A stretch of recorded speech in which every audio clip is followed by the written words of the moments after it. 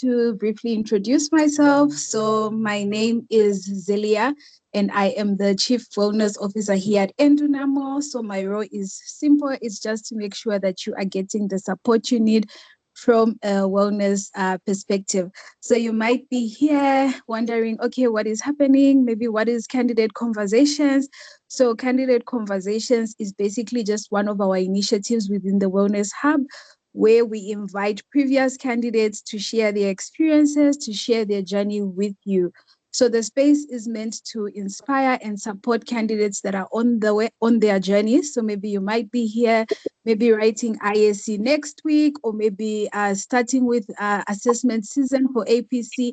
You are welcome. So here at Endunamo, we believe, maybe as part of the Wellness Hub, we believe that maybe while academic preparation remains crucial, we also just acknowledge the importance of emotional well-being. So we try to build resilience, maintain motivation, and connect with others on a similar journey. So today we have a very interesting guest. So we have Ntavi. So I'll just hand over to her to just maybe introduce herself and also just take you through her journey. So Ntavi was with us for the APC accelerated course in the APC professional program last year. So she was successful, and she's here just to tell you about her journey. So I won't get into it. I'll just allow her to take the space when she is ready to go. So maybe just a few house rules. So like I mentioned, this space is meant to motivate, build resilience. So I would just encourage you to be fully present, reflect, take notes, ask questions in the chat, and most important, just give yourself permission to be open to the conversation. So before we start, maybe a few housekeeping rules. So just to ensure that this is a safe space and we respect each other while we share and learn together. Please keep yourself muted. Don't switch on your camera. So you only speak if you are invited to speak. So if you want to raise your hand, raise it, and then Tabiseng will acknowledge you, and then you can give it a go. And also, you feel free to use the chat to ask questions, share reflections as we go. And most importantly, this is a judgment-free zone. We are here to support each other, learn from each other. So let's be kind, respectful, and open. So I'll just hand it over to Ntabi. Thank you very much, Zelia. I just want to check that you can hear me properly. Yes. And that you can see my screen that I'm sharing. Confirmed, yes, we can. Okay, thank you very much. Thank you very much for having me, and thank you to everyone that has joined on the line. As Zelia had said, I am Tabiseng Mathonsi, and I did the EPC program last year and wrote my APC exam in December 2024. So just a bit of background on my journey. So when I got to university, so I did a become accounting degree at the University of Johannesburg, and I also did become financial management honors. From there, I moved on to do my SEMA studies. And then I became a SEMA associate public growers in 2020. So why CASA? So when I got to university, again, I enrolled for become accounting degree. And for most of us who enroll for it, the ultimate goal is to become a CASA. So that was the North Star, like the ultimate objective. But as the years went on, I discovered that my love was with financial management. It was really fun and it made all the sense in the world for me. And as a result, I really excelled at it. But however, I always felt like I had unfinished business that I had to complete.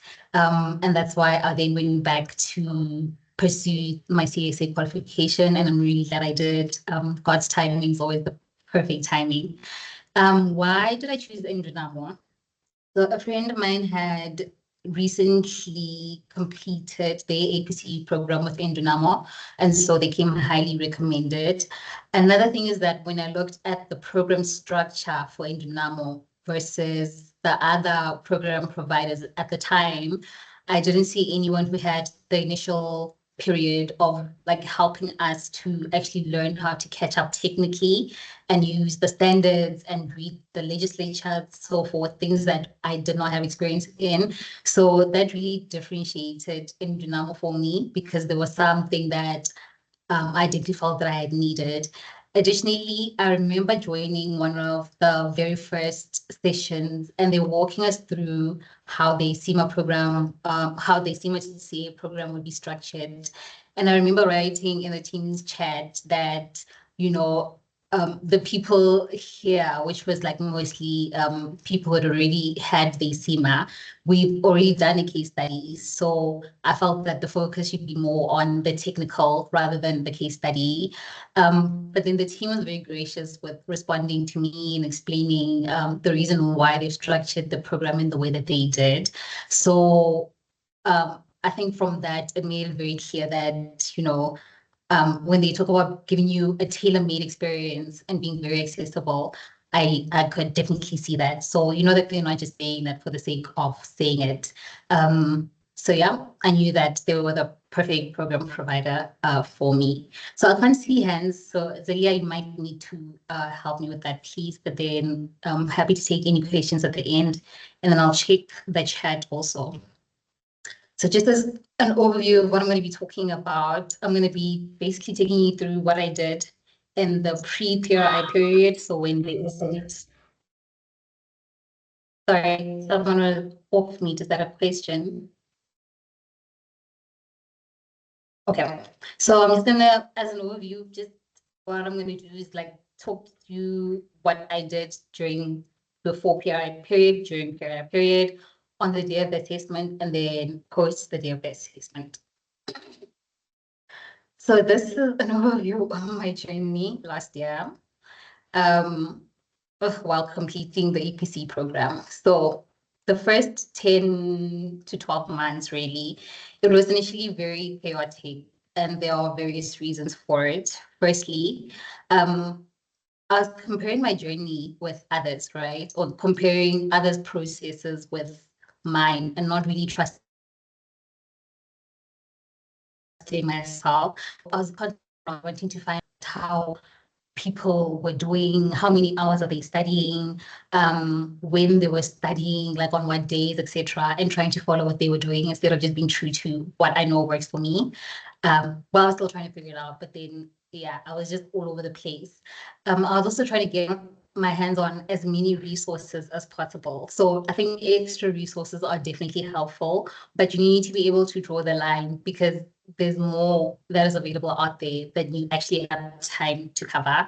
I was just trying to get my hands on everything, make sure that I've touched everything, and it was chaotic.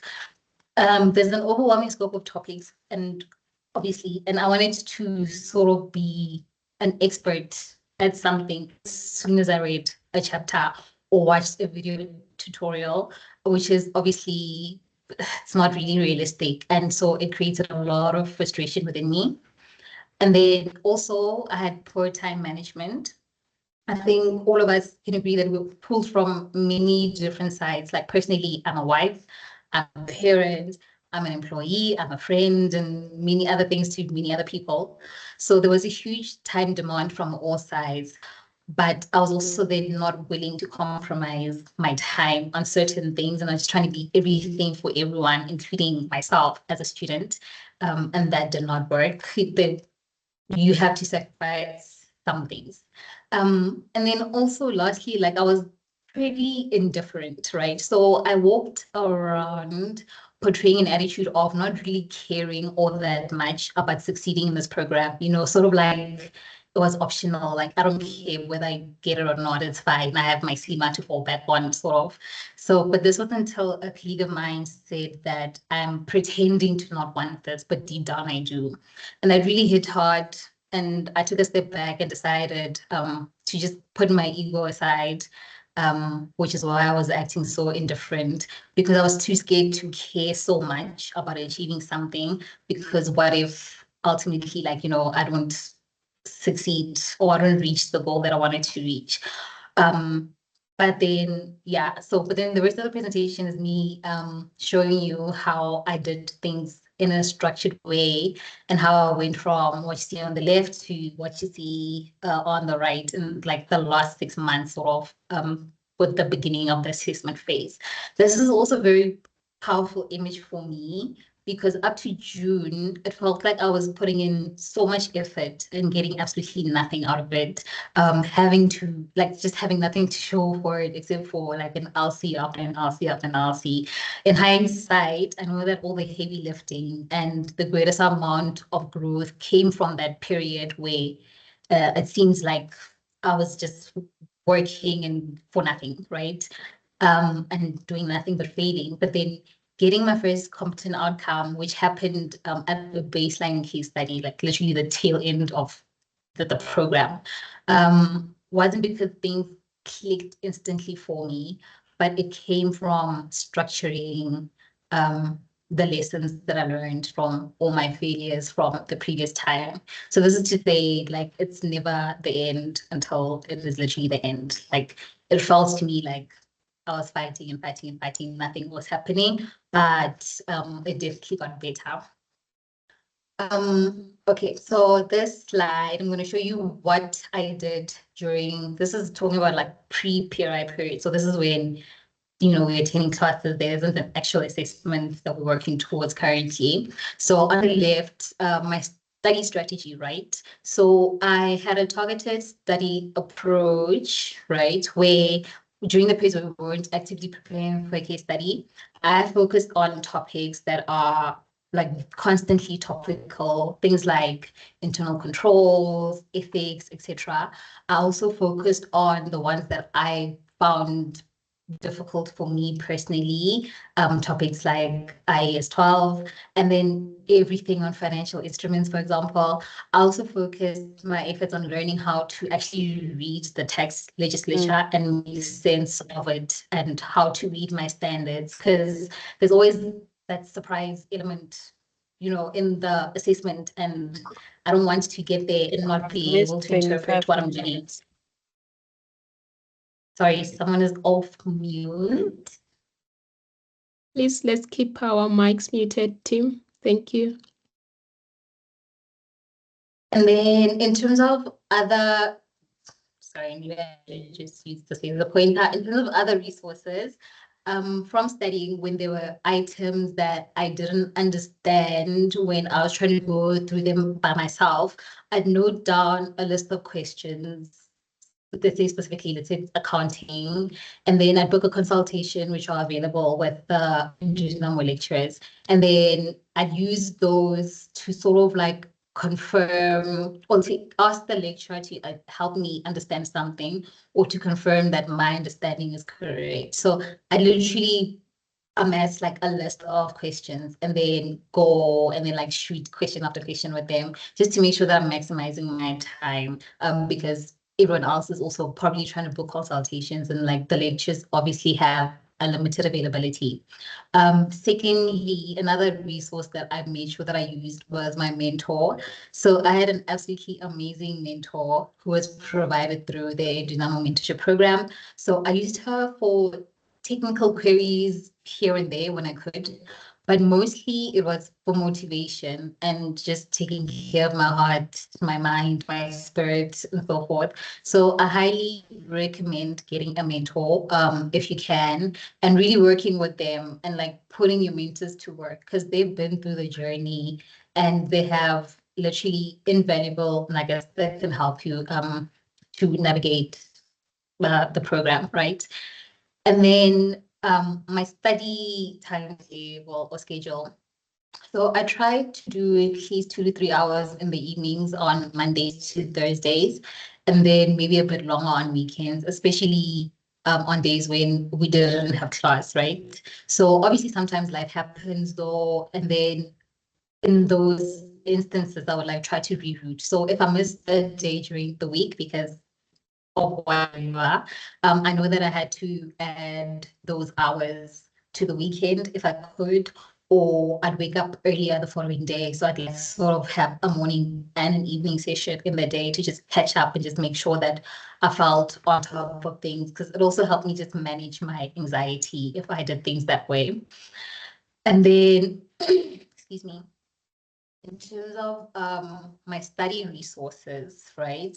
My books were always my first point of contact.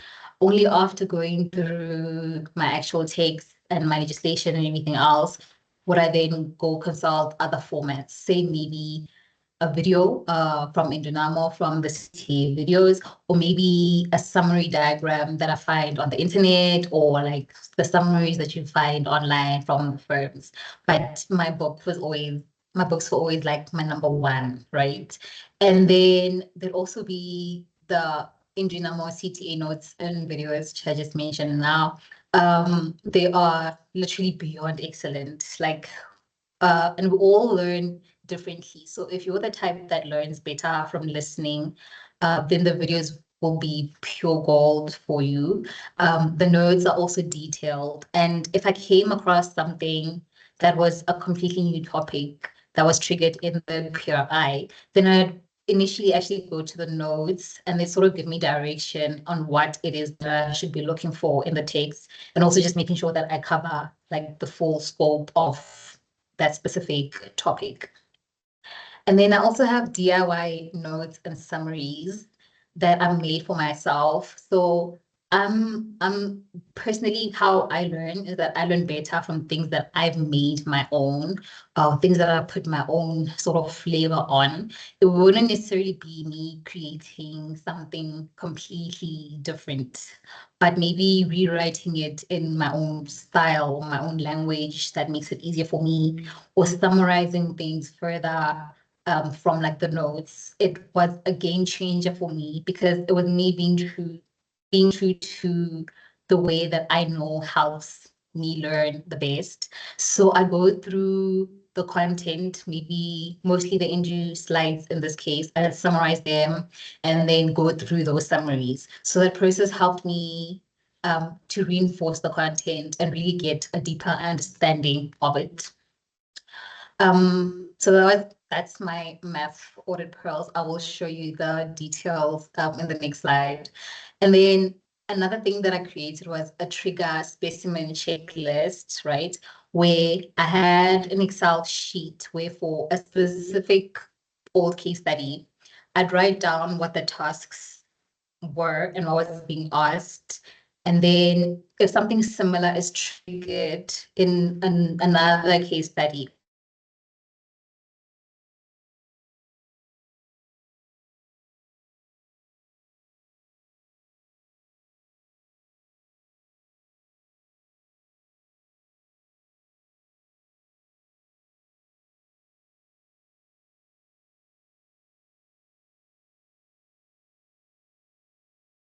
your current case study, because like Tamise?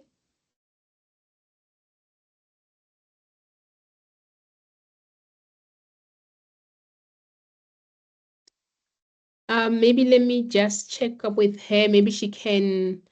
method was it? Method. It's Sorry, very different from Tamise? that. Hi. You actually got completely cut off for a minute or so. So I will say that perhaps what you can do is exit and join back, and maybe for a moment don't share the screen, so that maybe we manage the bit of the brand with, because yeah, you completely went off for about a minute. I just can't remember where, so that when you come back you can restart from there. Maybe let's just give in type saying a moment to rejoin, or maybe you can just stop sharing. Let's see if it will continue. I'll just give you a thumbs up if there's something. Okay, so I'll stop sharing. No, not sharing the slides. Maybe stop sharing I know sometimes the is video.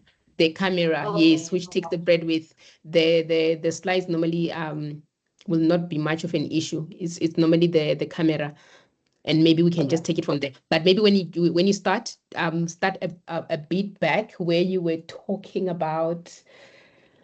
No, let my candidates, those who are attentively here and, like Feli will say, are not doing everything at the same time, they can tell you where to start. But yeah, maybe someone can volunteer to say where she can start from, so that we don't miss that part. I think it was triggers, yes, on checklist, the Excel. Okay, sure, no problem. So, I so I had a sheet, right? So it's an Excel sheet, right? Where for specific, so for an old case, for older case studies, right? I'd write down what the tasks were for that case study and what exactly was being asked. It looked like literally columns, very quick stuff. And then, so then if, for example, a similar thing sort of gets triggered in the following case study, I'd be able to go back to the sheet and then just check and then go check that solution. So I have a glance in terms of the structure of the question and what the correct response was, in terms of like the communication style, just so I feel better equipped to tackle that question, right? I was also saying that you should practice caution with this because you don't want to force whatever it is that you read in the solution of another case study into the answer of your current case study, because things are never, you'll never be asked the same things, right? And it's also different from like the OR method, because with that, we obviously don't consider as studying at all. But then this is really just to see methods like IPACs in practice and help you to also be better able to apply it. So that's what I use that for. And then I also have standard file resources. So these are things that I created and printed once, and they were permanently like part of my file. So each and every case study, I had the first maybe 5 pages consistent throughout, even with for the last case study that I never changed. So these are items such as like format for business communication, such as a letter, a memo, an email. So I'd have like the structure written out. I also had IPACs, which is issue, principle, application, conclusion, and suggestion, so that I remember to always apply it. And that was like a huge game changer for me in terms of making sure that I maximize my chances of actually getting an indicator when responding to the various tasks. So this is my pre-PI period. I just want to show you an example of these files that I created. I'm going to try zoom in. So I had, for example, math pearls, right? And a lot of these things are content provided from the Endunamo slide. Hi. Remember, you're no longer sharing a video, so I think we're not seeing the file you're referring to. Are you not seeing my slides? Ere? Or maybe I'm missing some way because you're referring to a file. You were showing, unless if it's not supposed to be in the next slide. I'm not No, sure. so I'm on this slide, and these are snippets of the actual files, but just Oh, okay, zooming cool. in to show the details. Cool. Um, Oh, are yeah, there we, you are. Yes. Okay, thanks. So just as an example, again, I'd have valuations always there, right? I'm not always, but like very topical and something that you see often. So, and a lot of the things that I created, I repurposed from the Endunamo slides, but I just put it in a structure that works for me, right? As I said earlier. So I'd have my summary of my different valuation methods, and then how one thing flows from the other, right? So that's like an example of the items that you see in my math pearl.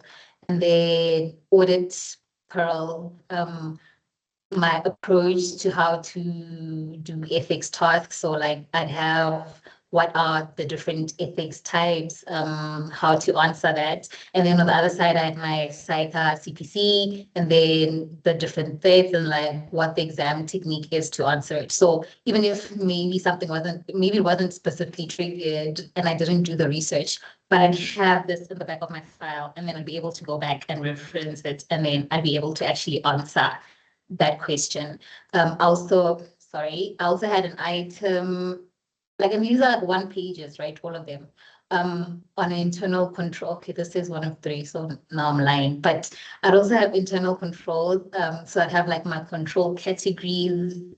Already said there's only 9, so there's only 9. That's the 9 that I have.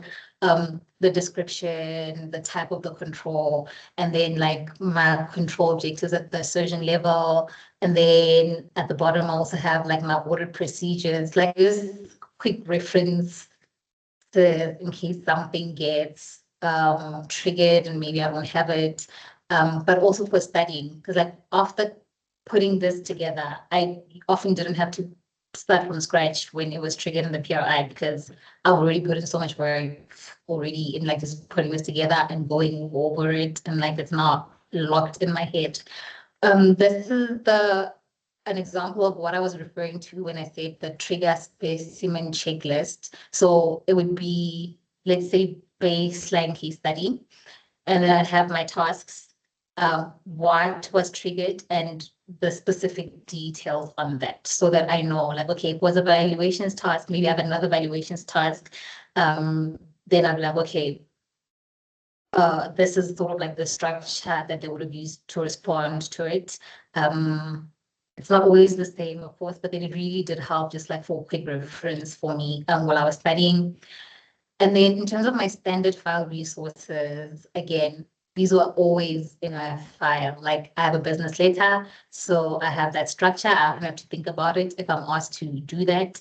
I have meeting minutes. If I'm asked to do that, I don't have to think about it from scratch.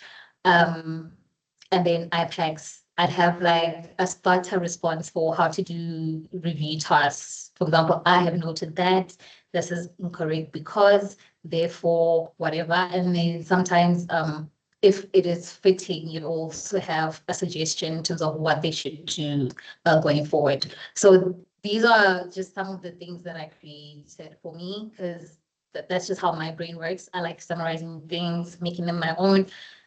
It makes me feel more on top of them, makes me feel that I've really understood them and I've really absorbed them in terms of learning them. So this is pre-PRI period. And then now PRI has been released. What did I do in that period? So in terms of planning, sorry, I just want to get my pointer. In terms of planning, for each of the 5 days that I had before the Wednesday of writing, I'd print a timetable that had every hour of the day, and then Friday to Tuesday as columns, right? From the moment that I wake up to the moment that I'm planning to go to sleep. It also had like time blocked out to show when my meetings were with my team. It had my lunch breaks, it had my nap times, it had everything.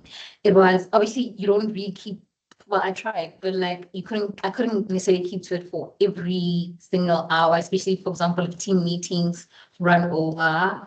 But it was really great for keeping me accountable and making sure that I actually do put in the hours into my work.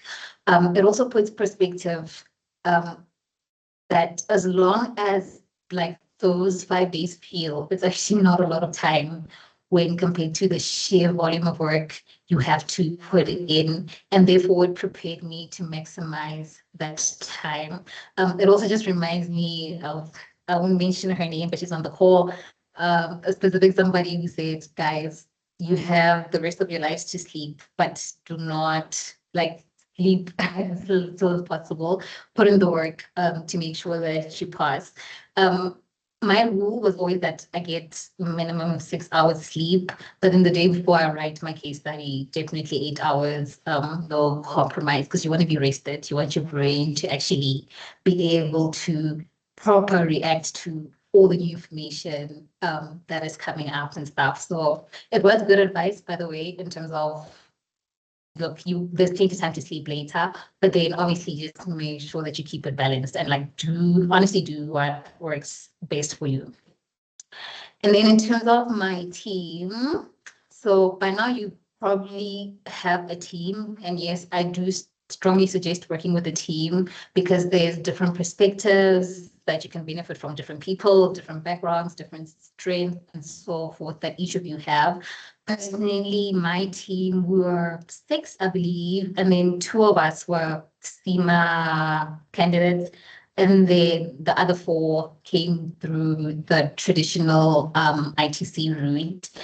Again, we're different strengths. Like there's moments where someone picks up something that someone else didn't because of the background that they have.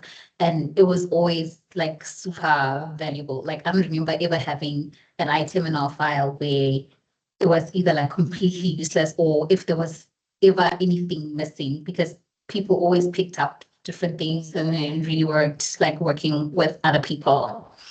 In terms of the length and the schedule for your team meetings, prior to the PRI, you should already maybe have like a quick chat on this, maybe if you have a WhatsApp group or whatever, on how often you'll meet during the PRI period. So when you'll be meeting, how long these meetings will be, and maybe strive to have that completed and your invites and your calendar saved out about a week before the PRI is released. That's how we did it. We had an amazing person in our group who always scheduled our meetings and like it was always like proper sorted and very organized. In terms of the approach, it should also be decided ahead of time whether you prefer that you split the task or whether everyone goes and does every task and then how you'll be sharing the work you've done during the team meeting. So it's one person presenting. After that, we keep the research in a shared folder or you email each other, etc. Right? And then the file. So on the file, like the file is your baby, so you create it the best way that serves you. You should be very mindful of the content that goes in your file. Of course, avoid stranger danger in your file. Like if you didn't have time to study a specific document during the PRI, it will only be a waste of your time to try and make sense of it during the assessment. Make sure everything that is in your file is actually relevant. It's properly referenced. I used to tag all my different sections and my headings in a way that is easy for me to actually be able to find it during the assessment. Add a table of contents on the first page of each section and so forth, right? And then very important to remember that it is an integrated case study, right? So you'll get your different emails during your PRI. But I think it's very important to not mentally box in research to a specific email. The case study is integrated, so ultimately everything connects to something else, right? And I'll give an example. I remember having a call with Freddie complaining about his supplementary exam because it felt like everything just meshed into the next task and whatnot. But then that case study was really perfect because when we got to the APC, literally, I probably did research for something in email 2, but then when you get to the assessment, it asks for like a different email and then you have to reference all that stuff. So always remember that it's an integrated case study. Don't box anything into a specific email. Also, one of the best advice that I've received on the file is to really know your file. So you have to know what's in it and where everything is. So on the Tuesday, I'd strive for midday to have my file fully printed and assembled and tagged. So that between midday and 5 p.m., all I'm doing is going through the contents of my file. 5 p.m., I'm done. I'm resting and getting ready for the day of the assessment. So yeah, that's the day right before the PRI. And then this is on the day of the assessment. So this was my IOD approach. I've just divided the slide for if, for example, you have 7 tasks or if you have an assessment that has 8 tasks, right? So my first case study, I think I panicked and I just allocated an hour for each task. And looking back on that post the case study, it was not the correct approach for me. It wasn't something that I initially given much thought to. I know that the lecturers really spoke to us about it and whatnot.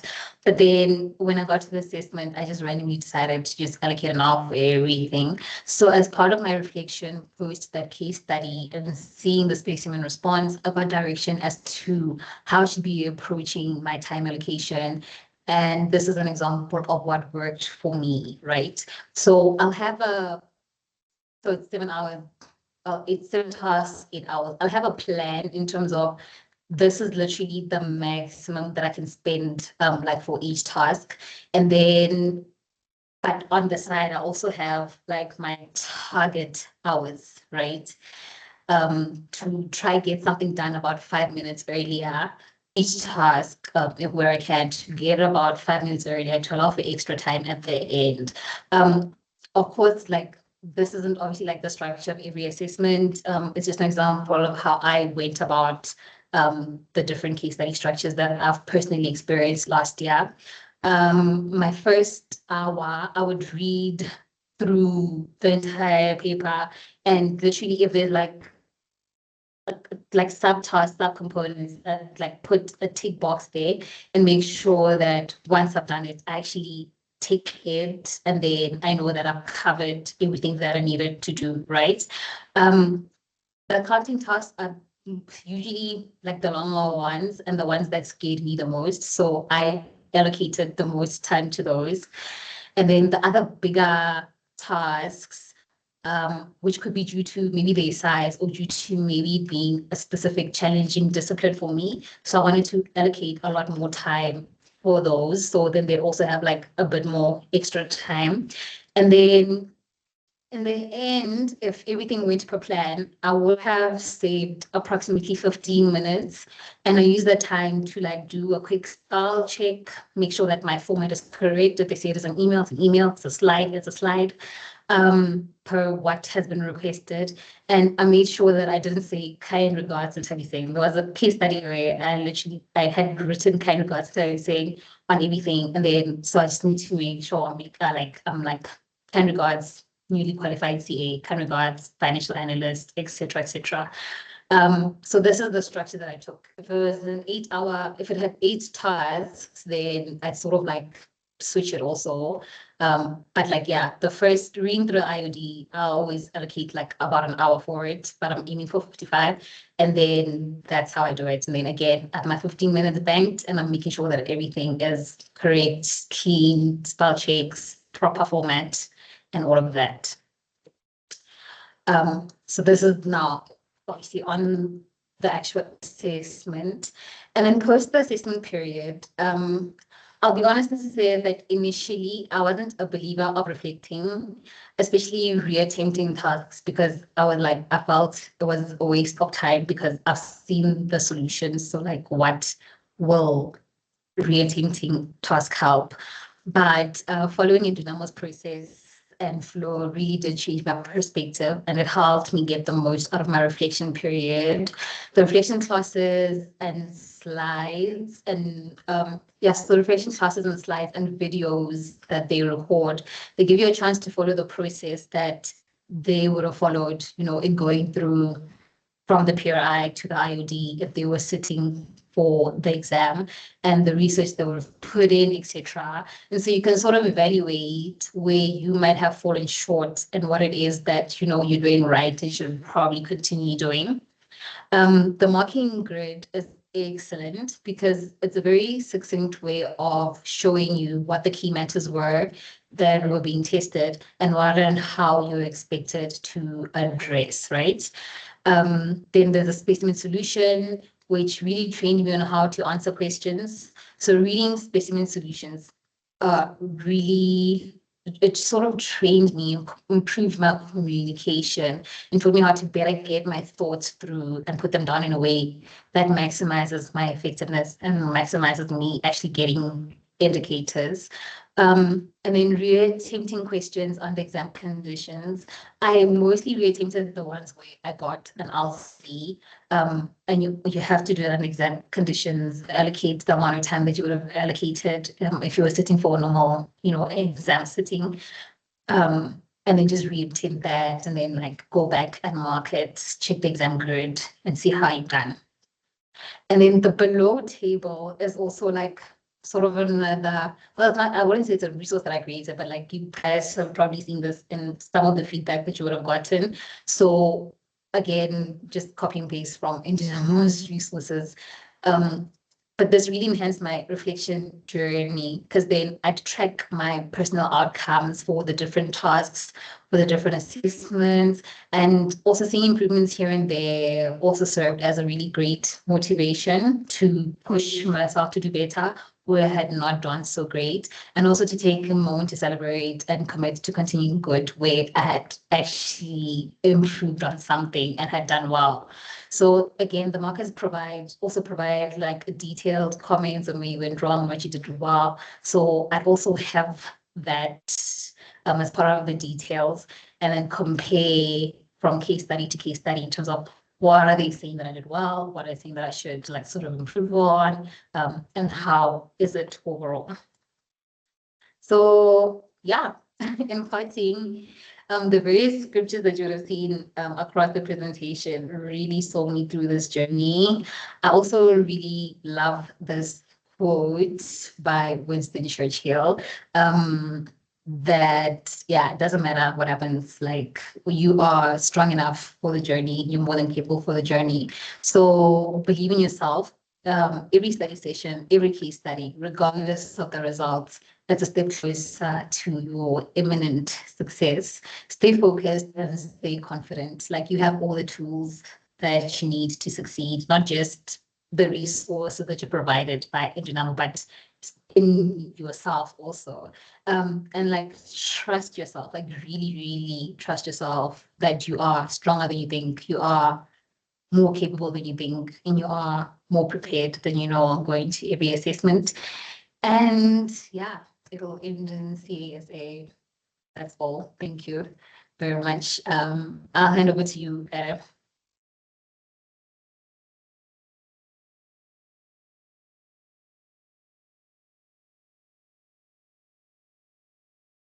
I think as we wait for people to come through and raise hands, thank you, Helen. I wanted to break the ice. Tabi, I think your file and those notes might be worth a couple of millions. I'll like some commission once you sell it out, because I think we must be accountants here and make sure that we get return for the efforts we put towards it.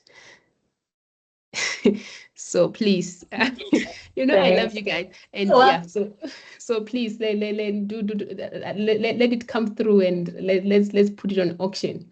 Let's see who wants it the most. Look, a lot of them is repurposing in Dynamo things, so happy to discuss it. No, I hear you. I wonder who told you not to sleep. I hope that is not Zelia. Somebody. Hmm? It's definitely not.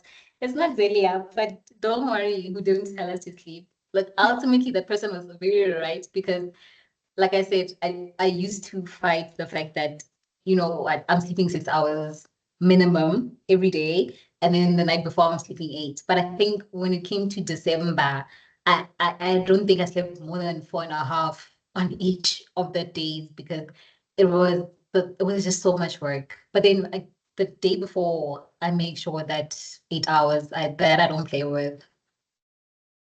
Great. I think please guys, let's keep also the chat on the on the chat box coming through. I see one hand coming through, but I'm gonna just quickly help Ntabiseng as my colleague to go through some of the chats because I was following them up. The first one which came through said that how did you manage time going through the standards, and it's time consuming. I don't think we have enough time to go through every aspect of this. I think it's when you were maybe referring to utilizing the CTA videos and making sure that you're well empowered ahead of the case studies, or maybe even during the the PRI period. Maybe you can just assist as to how you worked around that. Maybe as you are thinking about how you, or as you're grouping on that, I'm just quickly checking on the chats that I'm not missing another question. so that I can put them. We're trying. All right, yeah. I think for now, yeah. And there's another one about rest. But I'll remember and I'll put my thing on it, and maybe you can respond to the one about time management and going through these technical resources we have. Okay, no problem. So I agree 100%. There is absolutely no time to go through every single thing, right? You can't go through every single accounting standard. You can't go through every single piece of legislature. But then, for example, in terms of what we learned, especially being part of the SEMA cohort, where we first started, they taught us how to do the technical stuff, like how do you actually read a standard, how do you read whatever. So I remember, for example, Randani saying, when you read a standard, this is how you do it, right? And I'm sure they've taught you guys the skills also. For example, start with the objective. What is the standard trying to tell you, right? Next, this is how it's structured. There's the recognition principles, this is how you measure, etc., etc. All the standards are pretty much, specifically accounting, structured in the same way, right? And once you develop the skill of knowing how to read and interpret one, that also helps with the others. So it helps in the time when it's PRI period, where they might trigger something that you've literally never seen before. But it's not about you reading a standard and trying to cram what they're saying. You're not trying to cram what the recognition principle is for this. You're not trying to cram how it's measured, you're not trying to cram how you present it. It's learning the skills behind interpreting what information is there, because then it make it quicker when you get into the actual PRI period. One thing that I, again, spent a lot of time on is text, like that English is weird. So what are they saying? Like, how are they saying it? Like, when they say this, what does it mean, right? Also highlighting certain things. Like, I also like keep my highlighting, especially for text, like standard. If something is not whatever, something is excluded, like for example, I'd like underline it with a blue pen. If it's something that is in scope for that, highlighted in yellow, for example, and made it easier to like, for example, if something is triggered, again, quickly, I know, okay, this is what is in scope here, this is what it doesn't apply for. But then, yeah, like just grabbing as much time as you can. Like I study like during lunches, at work, or if it's a time that's not like particularly very busy, so I know I'm not going to be exhausted by the end of the day. I know that, okay, that night I can like put in extra hours. But like, I think the main point is learn the skill of being able to read like a standard, and including your audit standards and everything. And then it'll make it easier if something is triggered that you've maybe never seen before or you don't know as well. I hope that answers the question. And I think the other one that you're talking to is the one with the sleeping pill the night before. Yes, the sleeping pill. And then we can take Helen, because her hand has been raised for a while. Okay, sure. It's probably best to get medical advice for this one. I wouldn't drink a sleeping pill. I feel like it would be too risky for me. I think I might be afraid that, I'd oversleep if I took a sleeping pill, or I don't know. I just feel like it would just take me out of the groove of just being so focused and knowing that tomorrow I'm waking up and I'm going to conquer this huge mountain of an exam. If it's something that you've done before, I don't know, maybe because you have the experience, you can. Personally, I wouldn't advise taking a sleeping pill the night before. Whether it's during the 5 days or even like immediately the day before writing, I wouldn't do that. Maybe you should try other things like chamomile. I don't know if that you've tried it. I don't know if it works. Like more natural things that'll just help you relax. Ketabatle. I hope that helps. Helen, your hand is up. Thank you, Ntabi. Earlier on, you've mentioned that if there is a topic that you completely don't know, you will actually go to the notes and read through the entire, I don't know, maybe if you can just share more on that one. And I just want to understand, especially coming from similar background as well, like at what point Yeah. during your studies, coming from the bridging course, and now you're in the sorry, now you're in the APC program, and obviously there's those technical gaps that you are a bit lacking in terms of confidence, and there are certain topics that you completely don't know. At what point do you realize that, you know what, let me rather focus on the triggers, maybe not go through the entire standards because you may not entirely have the entire coverage of the whole CTA syllabus. Just want to get that. Okay, no problem. So again, especially coming from a consumer background, right? Almost everything was new all the time. So I remember I did this specifically for audit, right? If something was triggered in audit, let's say, I can't think of an example now, but like there'd be something that is triggered in audit, right? I'd go to the slides first because I want to make sure that the slides are designed in such a way where it covers almost like the end-to-end process, right? So I could be looking at, let's say, like audit objectives, for example, right? I'd go into the presentation because this is PRI period, so there isn't a lot of time, right? I'll search the file specifically, say everywhere where it shows me audit objectives, I'll look at that, right? But then I'll also look at maybe there might be like a preceding topic that touches part of that, or something later after that that also touches it, right? Because I need the big picture before I understand the details.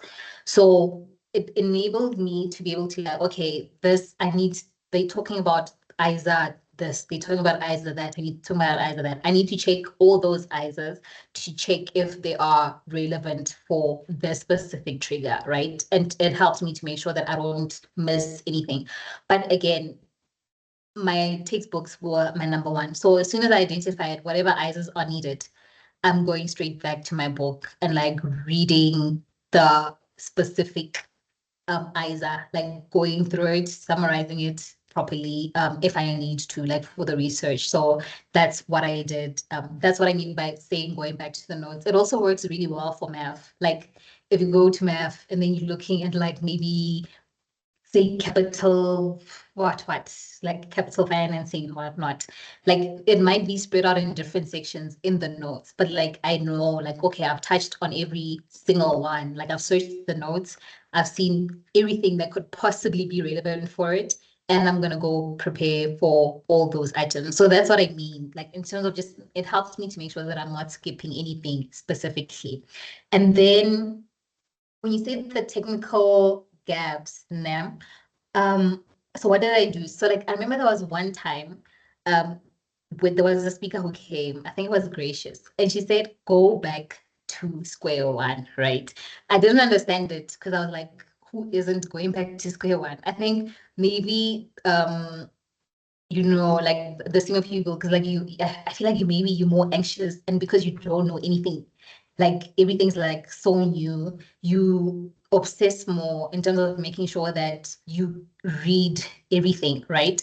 So whereas I think maybe I don't know, I don't have experience, but I think maybe people who, let's say you might have written ITC earlier in the year, your technical knowledge is very fresh. So then you may be not going back and like making sure like you read your standards from scratch, you're reading whatever's there. So for me, it's literally, if I don't understand something, I have to go. I'll sit, I'll make the time. If it means that I'm not sleeping as long as I'd like to, it's fine. I'm reading IAS 21 from the front to the back, and then I'm going to the slides to help me understand it better. And then I'm going to the video to help me understand it better. Sometimes it doesn't require you watching the whole video, because I know that they are divided in specific, like they cut in like little specific pieces, which makes it very helpful and quick to navigate. But then, yeah, like there's no running away from the books. Like you have to absolutely know what is in there. You have to be comfortable with what's in there and be comfortable with knowing how to read it. I hope that answers your question, Helen. Yeah. Vulgara. Sorry, it's Vulgara. Hi, Tabiseng. Um, my Hello. question, my question is more like also on the exam preparation because I'm writing on Saturday. Did you have like a checklist or something after doing your research that gave you confidence for the exam, like in relation to your pre-release? Because now I'm sitting at a point wherein I've done my own research despite the triggers being allocated to group members.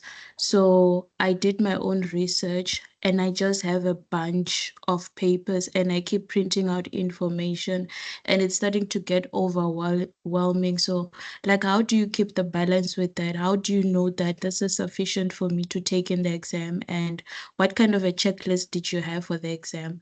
And then the other question that I have, it's like, how did you manage your emotions? Because I think when you started the presentation, you said that on your side you were acting as if you didn't want this. For me, it's actually the opposite. It's I actually really need this, and the feeling of needing something so much is kind of like blurring the preparation process. One mistake, now I am looking down on myself in terms of work. It's like if you can't get if you're 16 right, how are you going to do your job? I just want to know going into the exam on Saturday, what kind of a checklist should I have? How do I balance my emotions? What worked for you throughout the year? Okay. In terms of a checklist, now I did have someone who they had done the APC, I think a year or two before. So they shared an Excel spreadsheet where they actually did have a checklist, right? So they were like, okay, I'm trying to remember some of the items because I really don't use it for long. Like I think I used it for one case study. It just wasn't working for me, so I dropped it. The checklist would be like maybe for like the business background, right? Did you do SWOT analysis? Did you do your six capitals? Did you check for all that stuff? And then it'd be like accounting, whatever's been triggered. Do you know what the objective is? Do you know what the recognition principles are? Do you know measurement? Do you know presentation, etc., etc.? So they had that sort of checklist, and it was shared with me. For me, again, it didn't work. It was too standard. It was too general overall, right? But what helped me, the checklist that helped me case study to case study is literally the document that I would put together with my group, because then now we know these are our triggers, right? We have all our triggers written down, and then sort of like as we're going along from email to email, check that I've done everything. Obviously, if it's an accounting task, depending on what they're asking, like I would have literally from recognition all the way to like how I might present it, just to make it easier for me to make sure that I have everything, because I don't like surprises. So that's the checklist that I had. You can create your own, of course. I don't know if I don't have permission to share that the other person's checklist, unfortunately. But then yeah, that's the sort of checklist that they had created. But again, it didn't work for me, so I didn't use it. And then in terms of emotions, right? I literally actually suffer from anxiety, right? Like it's a diagnosed thing. So um wow, what did I can't I think for me, the best way to manage my anxiety is by being prepared, right? There'll always be like some sort of surprise, right, in the exam. They're not just trying to test that you can pick up information and just dump it somewhere, right? But then because they're trying to see like, okay, are you present? Are you there on the day? So being able to control as much as I can control, right? For example, that timetable that I created to account for each and every single of my waking hour in the 5 days, that's a way of me to control the things that I can control, which is the amount of effort that I put into the exam. I can't control what they eventually ask me, but I can control whatever I can control. I made sure that I was on top of it 100%, right? And then it was also a matter of like when my colleague told me like stop pretending, I decided, like, I literally had to have like a quick chat with myself, like, okay, you want it and you want it really badly. What are you willing to do? Personally, I love sleep. Like, I'm a person who loves sleeping, but then it's like I had to sacrifice my sleep because I know I saw someone here on the chat said if you sleep, your marks are also going to sleep. I sort of agree with that 100%. Like, there are sacrifices that you have to make. So what is it that you're willing to do, Bugara, to make sure that you get this right? You know the answer to that question, and you know whether you are willing to give up certain things or put in extra effort in order to make sure that you achieve something. And then I think also something that I think that I'm picking up in what you were saying, Bugara, is you probably, not that you currently have, but then like for me, I used to have like a fixed mindset, right? Where, if you grow up like doing okay academically in school and like, people like, oh, you're a smart child, whatever. And then what that does is that it makes you scared of like trying new things because you're scared of doing something new. Because if you're bad at that thing, it's almost like you lose your entire identity. Are you still that hard work, smart child, or whatever? And actually takes away from you being a person who goes into something, tackles something new, and works hard into like in terms of trying to learn that new thing, right? So I think if you were saying if it seems like it's so difficult, you're challenged by it, give it more time, put in the work, put in the effort. It's not gonna snap one day, like just all of a sudden make sense. Like, you are more than capable, trust me, to go in and like learn it. You just need to put in the effort. If it's taking you longer than it's taking something else, or like it's taking you longer than what you usually know you spend when you're studying. Maybe when it takes you 1 hour to like read a specific standard and then you absolutely get it. If FA16 is not that for you, then put whatever time is necessary that you need, or use other methods that you need. Again, there's the videos. Maybe you can write your own notes if that works. Some people record themselves reading the stuff, and it works better for them, hearing their own voice, reading certain information. So maybe just try different ways to tackle whatever element is specifically challenging for you. And like, just really be prepared to put in extra effort. It's challenging, but it's 1 year, and then after that, it's a lifetime of glory. I hope that answers your question, Bugara.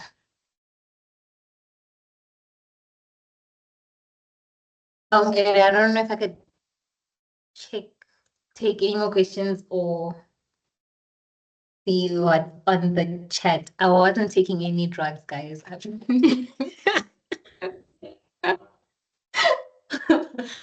wasn't taking any drug. It was just I wanted it badly, and once I started realizing how badly I wanted, I was willing to go the extra mile in making sure that I get it, and I'm really grateful that it worked out that way for me. Maybe on that one, I think there was a question or even couple which were noting to say that I know people work with different patterns, to say that during the PRI period, how many hours did you invest on the case study to remain productive across the 5 days? Because for someone who say that, you know what, if I sleep 4 hours on day 1, day 2 could be still be fine, day 3, and someone just want to get your perspective of saying that how did that work for you on those 5 days? And because you would have said for how many case studies? 4 case studies. So you would have already identified a pattern. So it will also help for those who are now going for the baseline assessment to say that maybe let me just try what Tabiseng was also using. How did you make sure that you were productive throughout? I call it 6 days because it's 5 plus 1. Yeah. Yeah. Yes. Yeah. You also need to get through the 8 hours of plus 1 day. It's a bit difficult to answer that one, but what I did, right? So again, and maybe it was a bit extreme also, but again, like I'd have that timetable that I was talking about. It had uh from midnight to midnight, right? And then so I have 24 hours. In those 24 hours, say I plan to sleep 8. The other 16 hours, I'm planning to be productive in those hours. And I mean, I can't definitely don't I can't say that I sat and worked for 16 hours every day.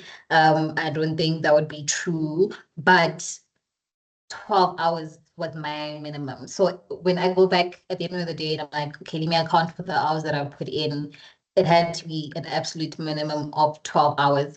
And how did I don't think I actively tried to sort of manage my energy. It was just that there's so much work that needed to be done. I was fueled by partly my anxiety, I suppose, if I'm being completely honest, but like also fueled by really wanting to like excel. Like I needed to excel. I needed to get it right. I needed to get a competent outcome for something.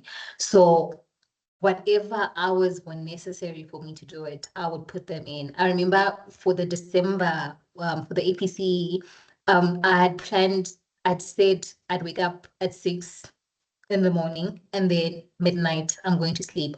Obviously in between, like I said, I'm taking a break, I'm spending a bit of time with my family, I'm taking a nap and so forth. But then the plan was to like sleep at midnight. Sometimes I'm in the middle of a task and like I'm flowing and I can't stop and I need to finish that email today so that it doesn't spill over to the next day. So like I might have to finish at like 12:30 or like maybe at 20 to 1, whatever.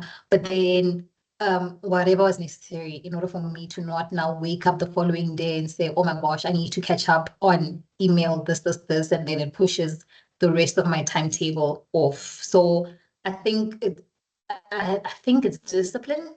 I'm not sure, but then it's having a plan and like really needing to stick to it. Because, for example, I do like maybe the plan was to do like 2 emails a day, and then my Tuesday again, I must like be done by midday. So it's just making sure that I stick to the plan that I set for myself in the beginning.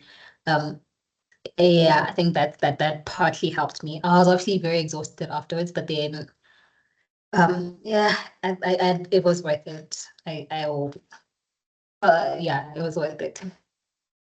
But like, don't weigh yourself out.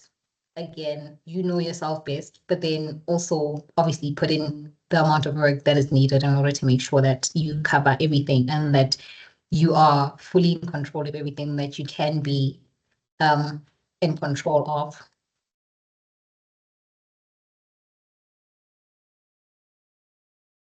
Helen has a hand up. Can I take the Yes, question? please. Yes, please. Yes, please. Yeah, we do have time. I just need to observe yours, but from my side, we do have time. Okay. Yes. No problem. Helen, sorry, are you asking me the question that's in the chat on whether I invested more of my time in technical compared to industry research? Yes, actually, I wanted to raise that question. I don't, yeah, Okay. you can respond to that. Okay, so well, I realized so what I did now, and I didn't like it and I wouldn't necessarily recommend it. But during the period I actually spent my entire day one just doing like not industry research, but like all the business components side, right? Like making sure that I really, really understand the company that I'm working for or that I'm going to be advising, right? So like, and for me, I'm saying I don't advise it because I felt like it was just too much time for like the one email. Whereas I have like only 4 more days to probably do like another 3 emails that have like technical stuff. And I know that I fear, well, not fear, but like I was nervous about, for example, accounting, and I was nervous about tax, right? But I think it worked out in my case because, well, one, first of all, I'd have my team meeting on day one, right? I'm also identifying my triggers. So maybe the industry research and understanding my business, doing my SWOT analysis, doing my capitals, all the relevant things. Obviously, you don't just do a SWOT just for the sake of doing it, but like proper understanding my business. I think that it really helped me on the day of like the assessment, because if I'm asked to advise on something, like I know my company so well that I'm able to be really nuanced in what I'm advising and what I'm saying and so forth. So it seems like I spent a lot of time on doing my business and industry research and all of that, but I don't think so. I think the industry research part specifically, I wouldn't even have, I remember I limited my stuff to like 2 pages. I was like, I can't have more than 2 pages. So I don't think that would have taken more than 2 hours. And then the rest of the stuff would be like understanding my business and so forth. And then I'd probably in most cases, I started with my technical like on day 2. So I think it was all in all, there was sort of balance. Enticing, sorry, man. Can you give me the opportunity? I think I was actually falling into that trap, so I just barged in.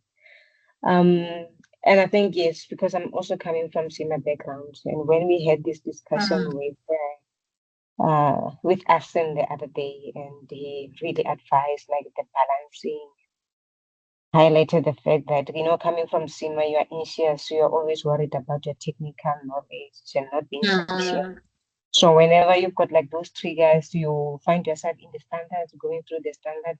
I'm not putting enough time into the industry analysis, like how the lecturers have actually been advising during the contact sessions. But I hear Nthabi saying that you're saying you don't advise that. I just want to find out, because I don't know, maybe coming from SEMA background, we could actually be having a benefit of having done the case study, done the industry analysis coming from SEMA background.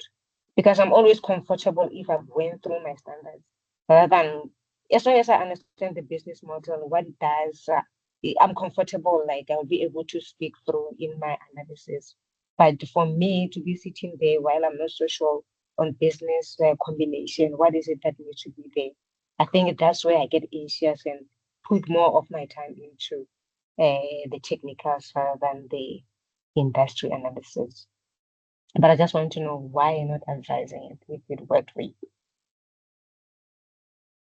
Okay, so I'm not, so again, I just want to be very careful with what I'm saying. So I'm saying, yes, nah, in hindsight, it worked for me, nah. And I'm saying that the was a benefit in it, because again, you get into IOD and you did research where they asked you, they're looking at certain funding options, right? And then you did your research, you put together what you think you're gonna say, what you're gonna advise them, and then you get into IOD, and then like they've switched up the whole thing, right? The research that you would have done in the business, understanding the business model, understanding what is happening, it is so invaluable to allow you to be present on the day and to effectively change what you need to change to still to make sense when you're advising the business, right? What you're saying about, coming from a SEMA background, you see strategy, you see like math, then you're like, oh, I've done these things, I know these things, I'm comfortable with them, right? And you do have a benefit, right? You absolutely have a benefit, but you shouldn't see a benefit as, oh, because I have this benefit of being comfortable with the knowledge that I gained from here. And the same applies to everyone that's done ITC. The benefit isn't so that you can cut corners, for lack of a better word. The benefit is for you still need to put in the same amount of effort. You need to put in a lot of effort, even for the things that you feel that they are a benefit, because then what that does is that it gives you then that added advantage in the assessment to definitely get a C or to get an HC, right? A benefit doesn't mean that you can get away from doing the work, or you don't have to put in as much work. I don't think that's how anyone should see it. You should see it as, okay, it is maybe an opportunity where I can, like you say, maybe save an hour so that I can put that hour into business combinations, but use that benefit to help you. It's not so that you get away from doing stuff. Like I remember I did the exact same thing, for example, with like valuation. So I was like, I know this stuff. This is like nothing. So I'm just gonna put in whatever. Like I put in very little effort, and I'd constantly like get an LC for it. And I was like, the benefit isn't for cutting corners. It's for saving you time, yes, because you already have that knowledge, and that is a great thing. But then of course, if you see something, you see consolidation, you're like, oh my goodness, I know nothing about this. Of course, spend more time there if you need it, but don't neglect the things that are your benefits, because those will come to your advantage. So you want to get the maximum benefit out of them.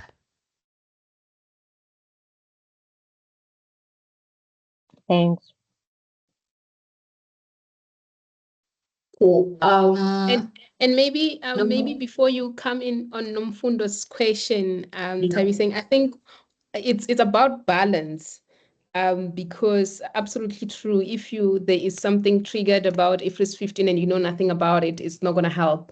But at the same time, my fellow traditional root team will tell you that even if you're very strong on that particular standard, there's this part when I used to mark, which I continuously used to see on the scripts.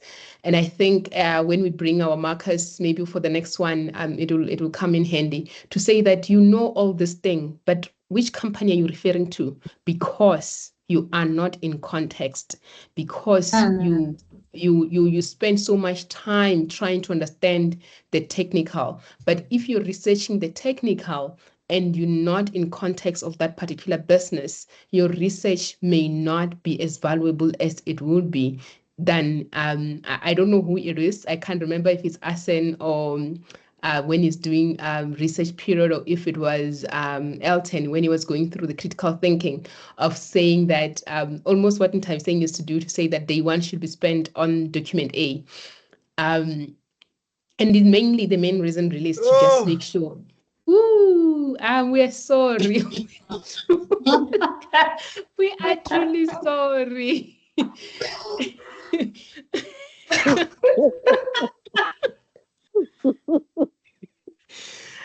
Ooh, I was sorry, Chef. It's the process. It's the process. It's not great, but really the technical balancing technical and understanding the business. It's the main part is one, remaining in context. You need to make sure that when you research, you are remaining in context. So if you're researching but you do not understand the context, your research may also be misaligned.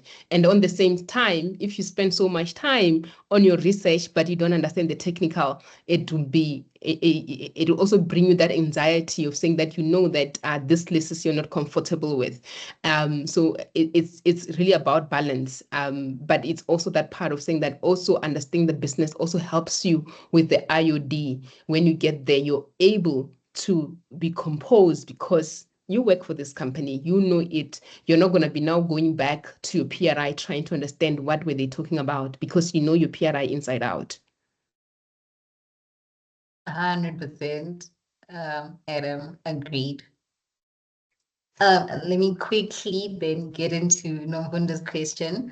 Nomfundo, what I did is that I targeted the top, all the disciplines that I knew were tricky, right? For me personally, it was tax and it was accounting, right? So again, with accounting, I'm not trying to read every standard, and I'm not trying to cram every standard or know exactly what the requirements are for each one. I'm learning the principle of reading a standard and knowing how to apply that information, right? But I did mention earlier, like IAS 21, I know it was a weak point for me. It took a while for me to understand it, so I had to do it a number of times. Financial instruments, it was something that was tricky for me. I had to do it a number of times. Consolidation, all of that stuff. Like if I was if I thought of something and it made my heart race, I know that that's something that I need to go look at. So that's how I identify what to study and focus, but also like all the topical things, like ethics are always going to be there in the mix. So you want to do ethics, you want to make sure you understand it, make sure that when it comes to PRI time, you're not doing ethics from scratch, you understand it fully, you're good. Items from like CPC, a lot of the time that might also be relevant. So yeah, that sort of stuff. That's what I did during those times. Again, I tried studying in the morning for work, but what worked mostly was maybe trying to put in 2 to 3 hours Monday to Thursday, if I could. And then Fridays were always my off days. Saturday was class, and then if there is no class, then I'll do more work, as I'm putting more study hours. Thanks, Nta. You're saying 2 to 3 hours per day. More work on Saturday. It was the goal. It wasn't always that way, but it was the goal. Yeah. Yes, 2 to 3 hours a day. Try to put more hours if there's something over the weekend. You know, Nta, saying one of the so on the call we have APC. I know they're very vocal. We also have because sometimes people are just trying to understand what is the benefit. You did the APC bridging course, so someone is asking to say that, but Ere, I just received my ooh, right. I just received my results for the I just entered into I'm just qualified as CGMA. Who's Damu, can you please assist with muting the other person? Maybe they're not seeing it. Thanks. So I've had a couple of SEMA professionals or ACA professionals asking to say that, do I wait for next year for APC? What was the benefit for you to go through the bridging course?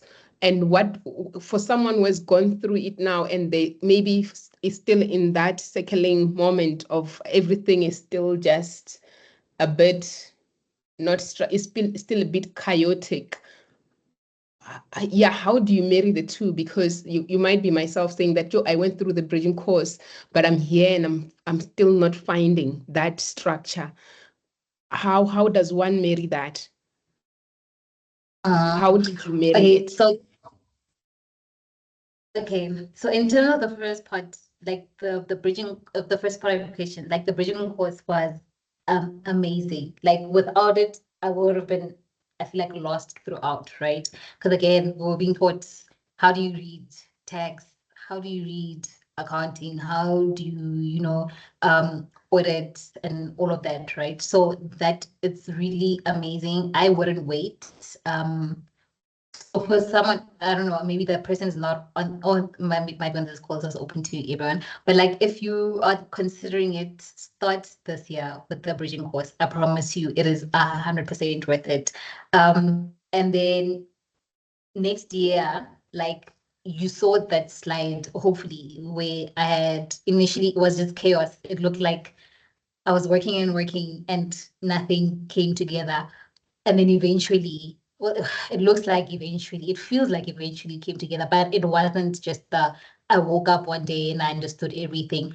Like, keep working towards, like it's new, like it's especially when you're coming from like the SEMA background, like these technical things, like it's principle based things, right? Before I used to have the wrong thinking of them and say, like, it doesn't allow me to think. It's not like a strategy thing that allows me to like really apply my mind and my creativity and solve a problem. But that's not true. You're just using a different way to do that. And that's the principles that are in the standards, the principles that are like in the law that is like in the legislature. It was honestly through practice and like just never giving up. I'll read something. If I didn't get it, I'm just like, okay, it's fine. I'll cry in my corner for 2 seconds, but I'm going back again. I'm going to try reading it again. If I don't understand it, okay, maybe the slides they put it in a way that it's easier. Maybe the video explains it better. The videos are really amazing. So like I would take chunks, like small little chunks, but I could just maybe just read a certain section of the legislation and then go to the videos and hear someone explain it to me.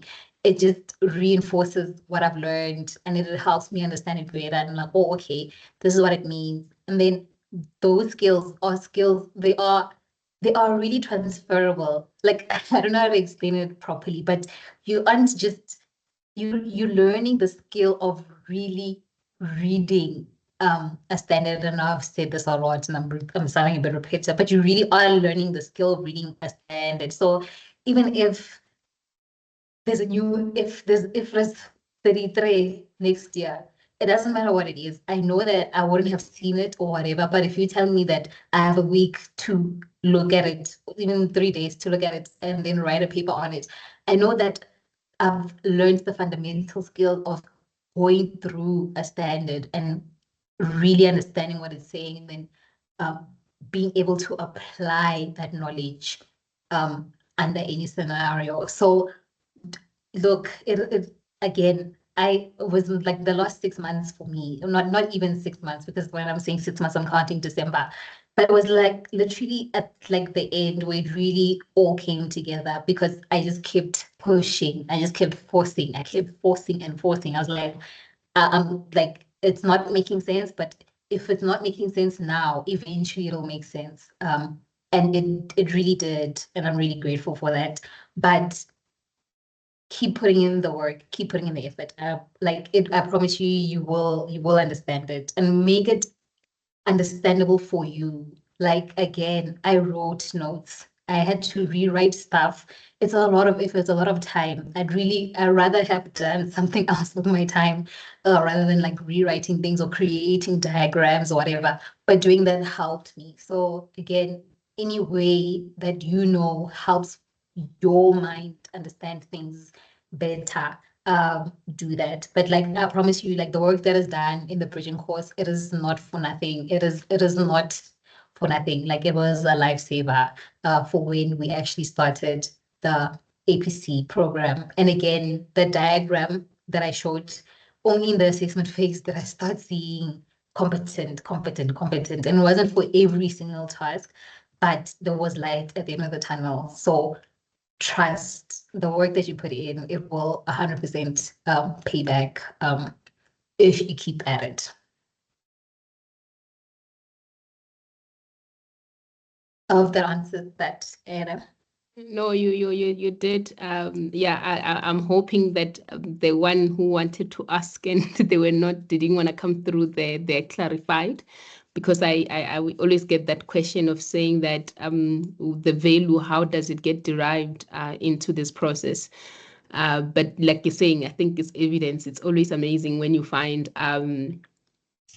one who passed on first attempt after having gone through all of this. I think you're almost sounding like an ass, and you can go through any IFRS. Just give me time. it sounds. So I always tell people that before you know it, you're gonna be a walking IFRS, and they don't believe. It does not matter where you come from. It's about putting in the time. But I think we have really taken so much of your time. I'm just quickly going through some of the chats, sifting through that. We don't have anything left. Someone asked, is Ntabiseng a mentor? I'm gonna look out. I was looking her there in the mentor profiles. I don't see her, but I'm gonna go ask Muchizi what did she do well, such that Yes. so that we can also Amazing, share with our amazing. mentor. Yes, because I went to check who's this mentor who was so helpful to Ntabiseng. Yeah, I'll also pass the regards to her. But I think for me, one of the other things which continues to be important, which you didn't touch as much on, and I'm wondering if maybe the team are not the question that you get to ask. Working with a team, I think at the moment you bring 1, 2, 3 people, how did you deal with conflicts in your team or someone who was not pulling the weight? And the reason why I'm asking you this, when you were talking about team, you referred to Proverbs 22:29, which says that if you see a diligent man, is the one who you're going to see in front of kings. And there's Ntabi saying now in front of kings as CGMA, CSA. how did you deal with, how did your team dynamics work? I think some of the team members struggle with that part and they keep on jumping from one team to the next. Did you do the same? No, I was very fortunate in that, like the team that I wrote with at the end were the people that I started with. I think I think we were six in the beginning, and then when we were writing the case study, there were about four of us in total. We did have conflicts in between, but I think what helped is that we're not necessarily here to like make friends, right? We're here for a specific goal. And we're all looking to attain that goal. So what's very important is to have respect for each other. Respect that like people wanna walk out of that exam in December knowing that they've achieved a competent outcome, right? Don't stand in the way. Like, don't be that person that stands in the way of them achieving that. Like, oh gosh, like you don't be that person. Like, really respect people.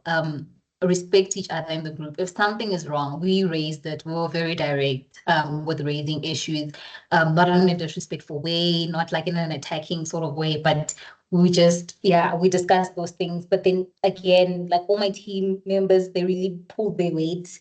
If it wasn't for those people, I definitely wouldn't have gotten as far as I have now. Like they taught me a lot, especially the ones who had done like the traditional ITC route. Like they pick up all the triggers that things that I didn't even know about, and then seeing them do that, and then like we also practiced in between. Like we'd have like case studies in between. We wouldn't do like an entire case study, but like we'd sort of do like trigger identification for the different tasks, and then doing that helped me to also now get to their level of sort of like identifying triggers. But yeah, I had an amazing team. Like I'd be nowhere without my team. But like we were very direct. Like everything that we did, it was underpinned by just having respect for each other and for what we all trying to achieve in this process. Thank you so much, Ntavi. I think that's very important. I think I like the part of saying that don't be the stumbling block. Do not stand in front. Do not be a stumbling block to someone's success. Thank you so much, Ntavi. I think I am not seeing any other. Maybe just thumbs up for everyone. I don't see any other. There was one question, I don't know maybe how you dealt with it, but we have already referred to a particular video. Ethics, you kept on referring to ethics. There was just one question which is left to say that how does one deal with ethics and how do you make sure that you've covered all your bases? I know there is a video which Fedi refers to it, but maybe if you can still remember, what are some of the, how did you prepare for it to make sure that you have fully covered it? Because it's one of a very topical issue, and if one does not touch on all those ethical issues, it can also result in not super great outcome. Okay, so yeah, ethics are very important. You definitely want to, first and foremost, you would definitely want to make sure that you identify your ethics trigger, right? Not finding it is a high risk activity. So, but don't also go crazy like with every little sentence and then you're trying to like find an ethics thing. I think some case studies, you might find that ethics is specifically only for us. Like sometimes they might specifically have an in like one question. It's a very long ethics question, but then a lot of the times it's also like hidden in between things. So if there's something that you read that you just like, this doesn't sound right, like you can bring that up, right? It might be a valid ethics trigger, sometimes it's not. But then and I saw a lot of people talking about in the chat, there is a video like Aaron Ronnie said that specifically talks about how to target ethics tasks. And I'm not sure if it's in there's either a slide, there was a separate slide deck or it's part of the notes. But you first want to identify like what's wrong, like what is it that doesn't feel right about like someone saying that, oh, like it'll make the investors will see the numbers and they'll make us it'll make them want to give them money if we use IFRS 16 to our advantage. Already, like it should be tagging in something within you. And then like what sort of like decision-making resources can you make that sort of support the fact that this isn't right? Like might be something like just the personal values or attitudes, or like just doing like professionalism, like it's not professional to like use a standard like just to to lie to investors or something like that. So then you have that, but then like there's other things like you're the company act, so you can look at like your company's act, this competition act, there's other acts that they might not be in the book, but they might actually be triggered and like hopefully get. But I mean, if it's necessary, then like you'll be able to pick it up and whatnot. It doesn't happen too often, but like there's once where we had to like refer to a different act. So you have to go outside of your book, then like do that and refer to something else that might exist out there. 100%. If it's a text thing, there might be, you should have like your previous cases, and you can use that, to sort of like substantiate the reason why you say that this is like an ethics issue. You have King 4 that you can use. You have your CPC, your Psycha CPC. Again, always, is this in the interest of me and in the interest of everybody else, right? It was good for me, good for others. Like those sorts of things are like what you'd use, or what I'd use, for example, to like sort of substantiate, like I'd say this is the issue and this is why it's wrong. It's against this. This is what that specific act or that specific ethical principle, like the fundamental principles, for example, says that we should do, etc. And then also have like always have a recommendation in terms of what they should do.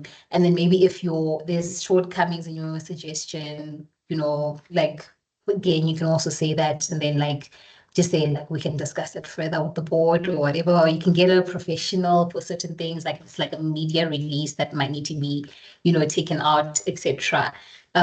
Like have fun with it. Like I think ethics is like one of the things that you can actually really have fun with, because the resources that are sort of available to you can sort of be like almost limitless.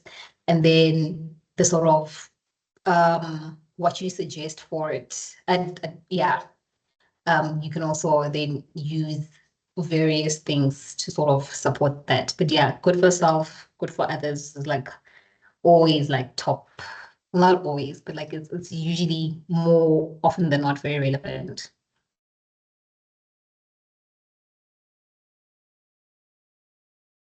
Thank you, Ntavi. I think, yeah, we covered one. Fikiswa, yes, we will share. I was joking. We're not going to bid on anything. Good for others, right?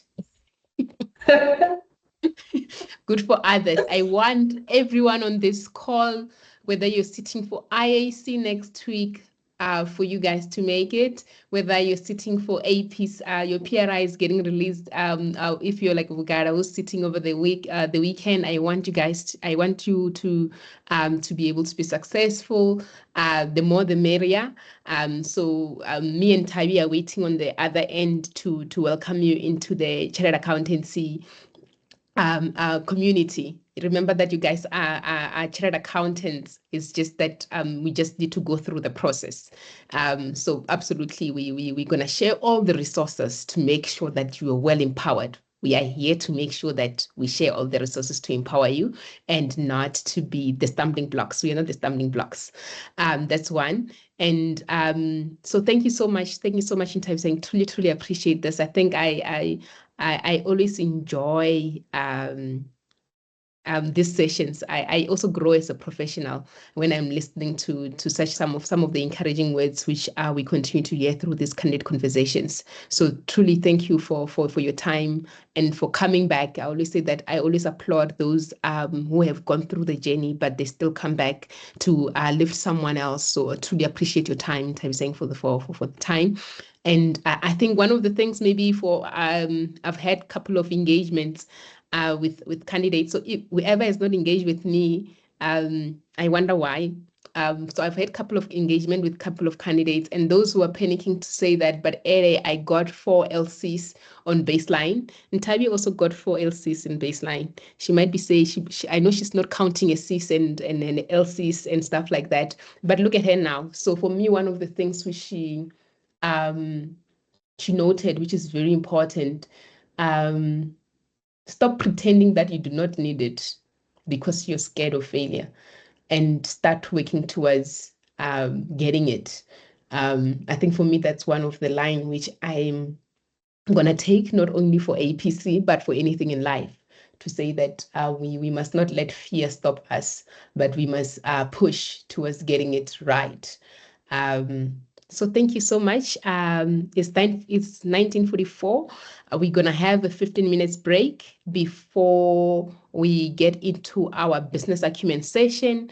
And I'm hoping I'm going to have all of you back so that Rendani is going to be taking the session and is going to be helping you. Maybe for those who are asking to say that, wait, guys, this document A in typesetting is spending 1 day, and I thought I must spend 2 hours. So what is the use of it? I think Rendani is going to also just help to unpack some of those questions. And maybe even if you have any other questions, it's a great platform. Like I said, the wellness sessions are chill sessions. So if Rendani is uptight on the other side here, we require him that this is a chill session. So see you back at 8 o'clock. Thank you so much. See you just now.